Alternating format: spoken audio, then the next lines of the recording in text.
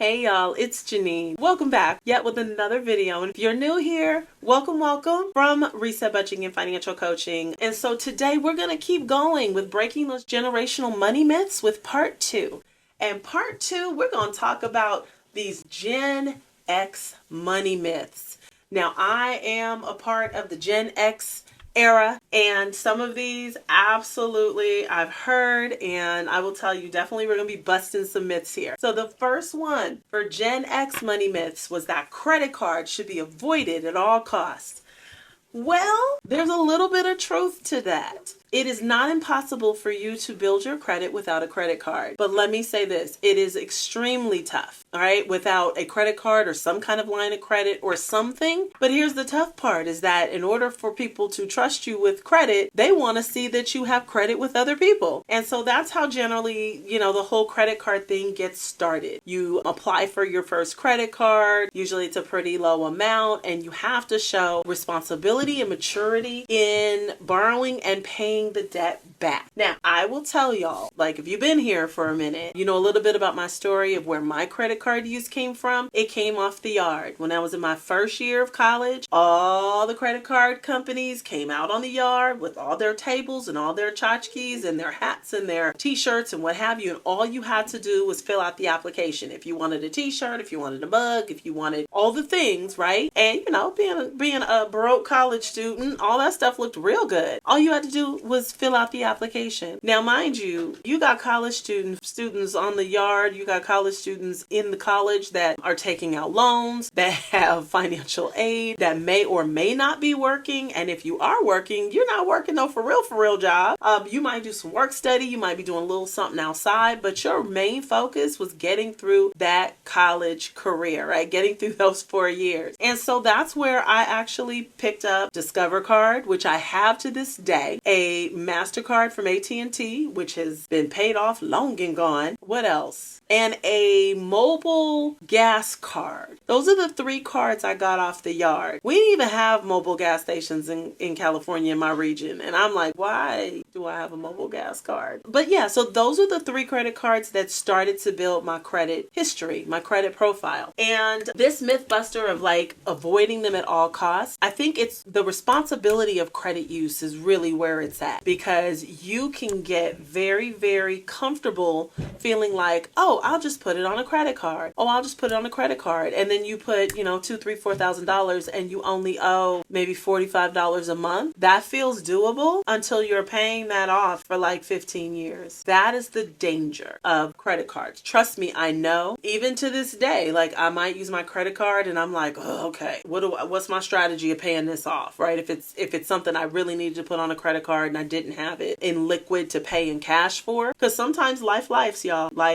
You got to do what you got to do. Even today, sometimes you got to do what you got to do. But to be very mindful and conscious about your credit card use. Do not overextend yourself. Try to make sure that you are not using more than 30% of your credit. Now that means per card, you can definitely monitor it that way. But even overall, amongst all the credit that you have, not including your mortgage and what have you, and your car loan, those I think are a little different. But as far as your credit card use, do not use more than 30%. Otherwise, you're going to see your credit score go down because it looks like you are leaning too much on credit and you're not managing the money that you have. That's the impression. That's the perspective that the credit card companies have. And then that's when they start playing with the interest rates and changing things and all of that. So I wouldn't say credit cards need to be avoided at all costs, but you absolutely need to be very, very mindful and wise in your credit card use. All right, another Gen X myth. You don't need to invest until you're older.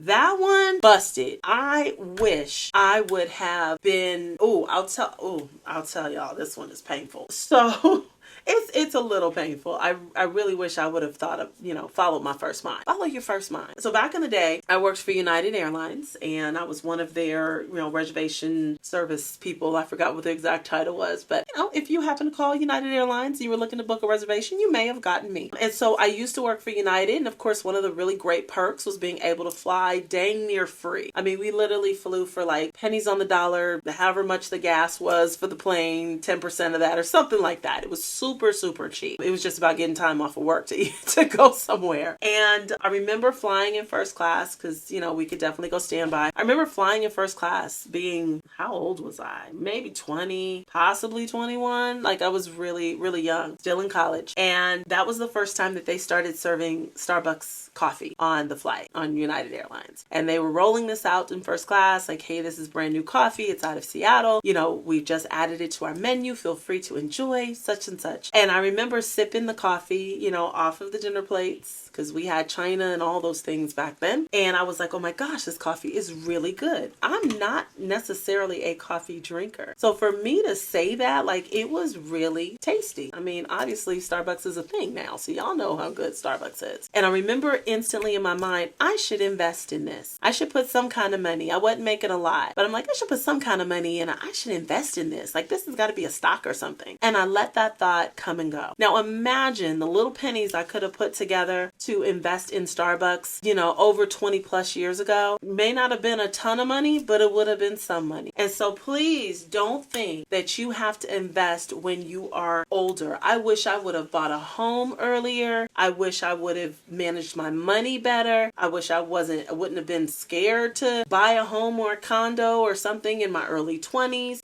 There's a lot of things that I would do differently, of course, with my money, but you know, my journey is my journey and I know it's on purpose. But the earlier you invest, remember that compound interest is a game changer when you're paying the money to you and investing for you and not the compound interest for what you have borrowed, right? It's not a two-way street.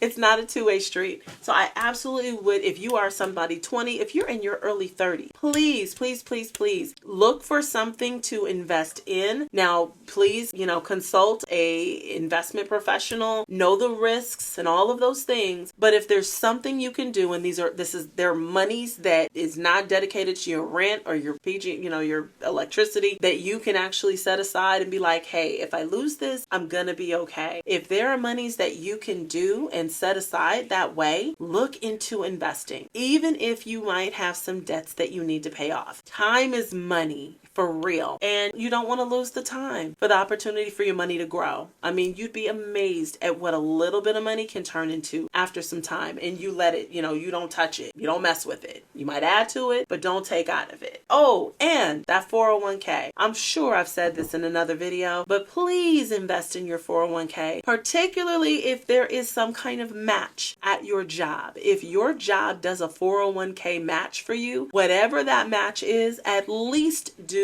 that. Okay, getting started. And then what you can do as you grow in your career, as you get advances, as your salary increases, so should your deposit, so should your allotment or percentage into your 401k or your thrift savings or whatever your retirement vehicle is. You should be kicking it up a notch until you can get it to the highest amount allowed by law to contribute into your 401k or to your investment, your retirement. So I did not want to stop and not mention that. All right, the last Gen X money myth: stick with one company for life for financial stability. I kind of talked about this in the boomer era, right? That used to be the truth back in the day of my mama and my grandparents. That was the way to go. You got into a job, you stick and stay. You retire, you get your pension, you put in your years, and all will be well. But that is not the truth, and that is not the reality. You know, it's just not. And so what I do in my mentoring and what have you, what I educate my people to do, my young folks, is I have a saying: